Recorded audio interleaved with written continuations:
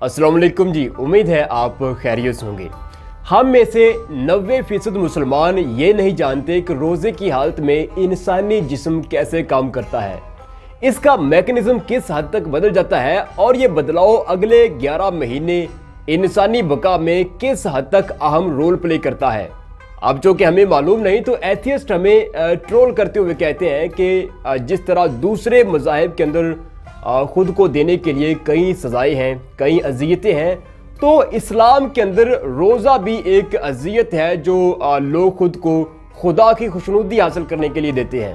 अब एथियस्ट की बात में कहाँ तक दम है और क्या इसको साइंटिफिकली रद्द किया जा सकता है, आज इंशाअल्लाह ताला हम रोज़ा और उसके इंसानी वजूद के ऊपर साइंटिफिक असरात जो हैं उस पर हम इंशाअल्लाह ताला बात करेंगे। मैं हूं आपका होस्ट, आपका दोस्त इमरान अदीब और आप देख रहे हैं अपना favourite YouTube channel expose world. अच्छा, ये बात आप जहन में रखिएगा कि हम किसी मौलवी का लिखा हुआ मकाला पेश नहीं करने जा रहे। अगर आप एथियस्ट हैं तो आपको वही दवा देंगे जिससे आपको इंशाअल्लाह ताला खासा जो है वो अफाका होगा। देखिए, रोज़ा इंसानी जिस्म के अंदर किस तरह काम करता है, इसकी मिसाल हम 1940 में हुए एक साइंटिफिक एक्सपेरिमेंट से लेंगे। अब नाज़रीन, 1940 में डॉक्टर एंसल कीज ने अपनी टीम के साथ ये राज पाने की कोशिश की कि आखिर किस तरह एक इंसान सेहतमंद खुराक खाता है, बेहतरीन खालिस ग़िज़ा खाता है, लेकिन फिर भी उसके एक वक्त बाद उसके बॉडी टिश्यूज़ ख़राब होने लगते हैं, दिमाग पहले जितना एक्टिव नहीं रहता, या तरह तरह की बीमारियां इंसान के अंदर जन्म लेती हैं जो कि टिश्यूज़ के ख़राब होने की वजह से जन्म लेती हैं। तो ऐसा क्यों होता है? अब इस सवाल को लेकर 1940 में डॉक्टर एंसल कीज ने एक एक्सपेरिमेंट किया। नाज़रीन, तहकीक जो कि हमेशा एक जान जोखों का और एक दिलचस्प सफ़र रहा है, और डॉक्टर एंसल कीज ने 36 लोगों को अपने इस सफ़र में, तहकीकी सफ़र में हम सफ़र बनाया। अब हुआ ये कि इन 36 लोगों को 3 टाइम खालिस बेहतरीन ग़िज़ा जो थी वो दी जाने लगी और उनकी बॉडी को ऑब्जर्व किया जाने लगा। अब डॉक्टर की टीम ने नोटिस किया कि कुछ लोगों में ग़िज़ाइयत पूरी तरह खून में शामिल नहीं हो रही और उनका दिमाग भी उस तरह एक्टिव नहीं रहा जैसे वो एक्सपेरिमेंट से पहले थे। अब कुछ दिन गुजरे तो पूरे 36 लोगों में एक ही कंडीशन थी, 3 टाइम बेहतरीन खालिस ग़िज़ा खाने के बावजूद वो ग़िज़ा पूरी तरह 100% उनके खून के अंदर शामिल नहीं हो रही थी। यानी ग़िज़ा का उनके खून के अंदर शामिल होने का जो प्रोसीजर था वो लम्हा ब लम्हा सुस्त हो रहा था। और यही वो पॉइंट होता है जहाँ पर मैदा ख़राब होता है और तरह तरह की बीमारियाँ इंसान के अंदर जन्म लेती हैं।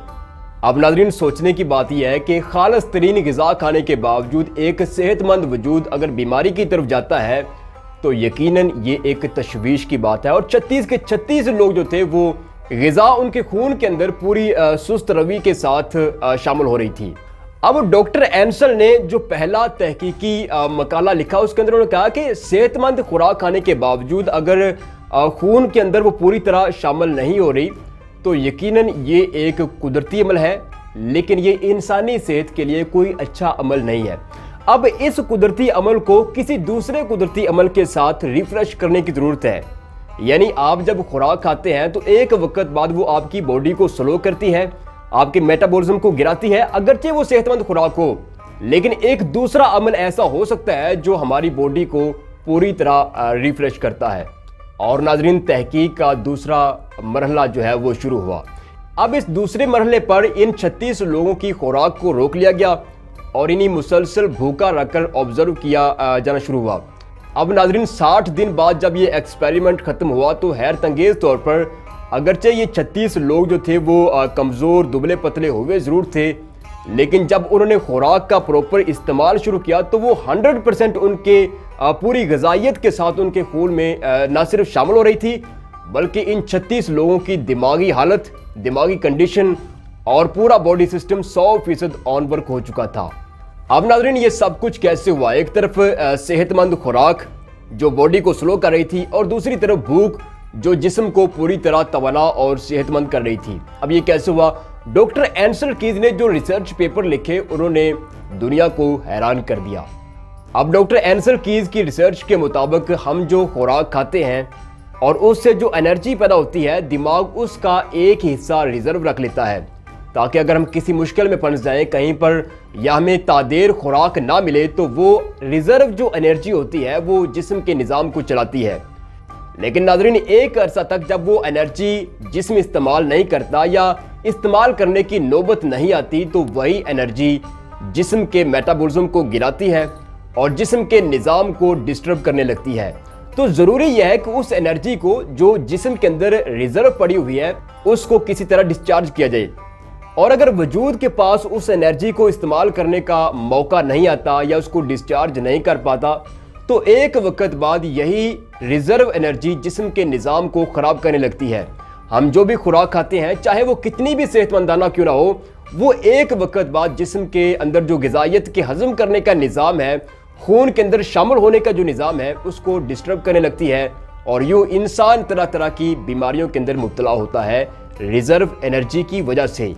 اب یہ چیز ایک ذہن میں رکھیے گا۔ اب دوسری چیز یہ ہے کہ دماغ کو پتا ہے کہ موت اس کی پوری زندگی میں سب سے بڑا حادثہ ہے،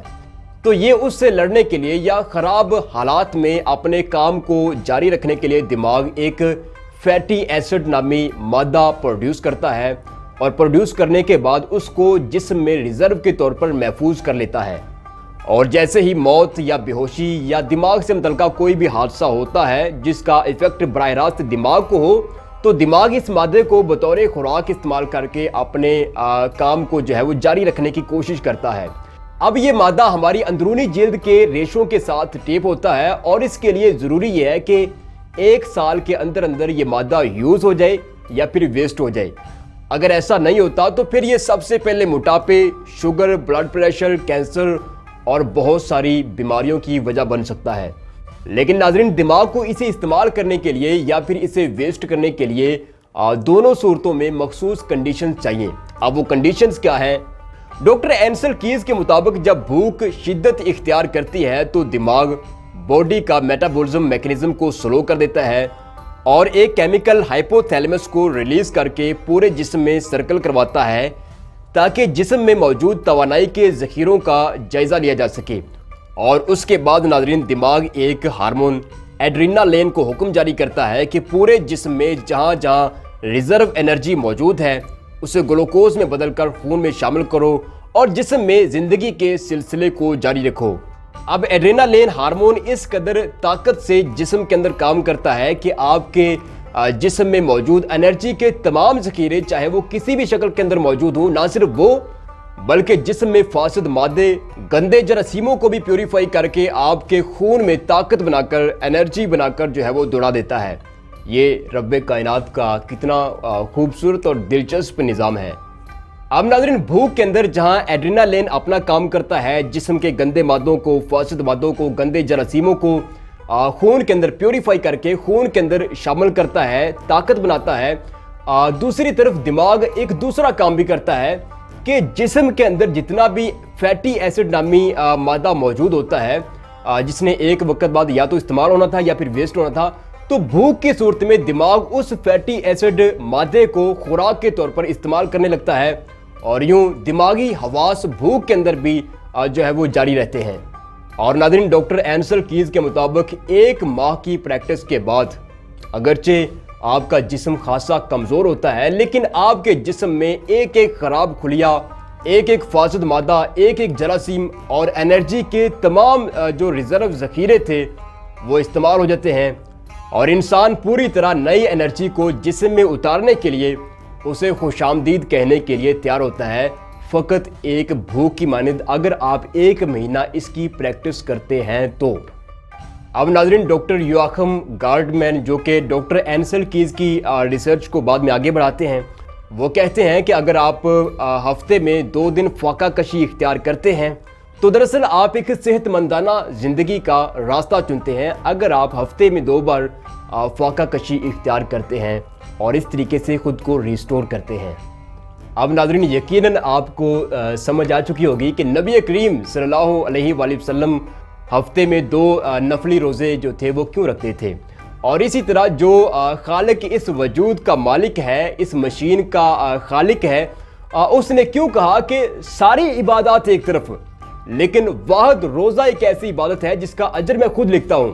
اور وہ اجر کتنا ہوتا ہے کسی کو معلوم نہیں۔ اور اس کے بعد اے ایمان والو تم پر روزے فرض کیے گئے جیسے کہ تم سے پہلے لوگوں پر فرض کیے گئے تاکہ تم تقوی والے پرہیزگار بنو۔ اچھا یہ جو آیت کا آخری حصہ ہے نا کہ تم تقوی والے پرہیزگار بنو تاکہ تم تقوی اختیار کرو، اس کی باقاعدہ ایک سائنسی حقیقت ہے جو میں ابھی لاسٹ میں آپ کے سامنے رکھنے لگا ہوں۔ ڈاکٹر اینسر کیز کہتے ہیں کہ بھوک کا جو عمل ہے انسانی دماغ میں بیہیویئر کنٹرول کرنے والے کیمیکلز کو فطری راستے پر لاتا ہے، کیونکہ جب خوراک پوری طرح خون کے اندر شامل نہیں ہوتی تو اس چیز کی رپورٹ دماغ کو ہوتی ہے اور دماغ کا جو کیمیکل بیلنس ہے وہ بگڑتا ہے، اور یوں صرف خوراک کی وجہ سے انسان کا برداشت اور عدم برداشت کا جو رویہ ہے وہ آگے پیچھے ہو جاتا ہے۔ لیکن جب آپ ایک جائز سطح کی بھوک اختیار کرتے ہیں تو آپ کے دماغ میں جو کیمیکل ریئیکشن ہوتا ہے، کیمیکل کا جو اخراج ہوتا ہے، آپ کے خوشی غمی اور محسوس کرنے کے جو کیمیکلز ہوتے ہیں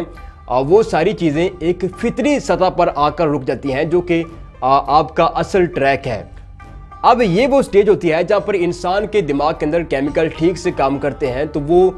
چیزوں کا ٹھیک سے انالیسس کر پاتا ہے، وہ اچھائی اور برائی کا جو تجزیہ ہے وہ دوسرے لوگوں سے بہتر کر پاتا ہے۔ چونکہ یہ جائز بھوک کے یہ نتائج ہیں تو اسی لیے اللہ کہتا ہے کہ ہم نے تم پر روزے اور تم سے پہلے لوگوں پر روزے اس لیے فرض کیے تاکہ تم تقوی اختیار کرو، تاکہ تمہیں اچھائی اور برائی کا بہتر اندازہ ہو۔ اسی لیے رب کائنات نے اس نظام کو، اس مشین کو چلانے کے لیے جہاں پر خوراک کے ذریعے آپ کے میٹابولزم کو سلو کرتا ہے تو وہاں اس نظام کو، اس وجود کو ریفریش کرنے کا بھی ایک نظام جو ہے وہ قدرت نے آپ پر فرض کیا ہے، اور یہ تھی روزہ اور اس کی ایک سائنٹیفک میڈیکل سائنس کی ایک حقیقت۔ یقیناً یہ ویڈیو آپ کو پسند آئی ہوگی۔ لاسٹ ویڈیو پر یار آپ نے بڑی محبت کا اظہار کیا، بڑی شفقت فرمائی، ایک بندے نے کمنٹ کیا اور میں نے سبھی کے کمنٹس پڑھے تو مجھے اچھا لگا۔ جب آپ کمنٹس کرتے ہیں، آپ محبت کرتے ہیں تو میرا دل کرتا ہے کہ میں ایک شاندار، ایک بالکل زبردست چیز جو ہے وہ آپ کے سامنے لاؤں۔ تو امید ہے آپ کو یہ ویڈیو پسند آئی ہوگی۔ اپنا بہت سارا خیال رکھیے گا۔ اللہ حافظ۔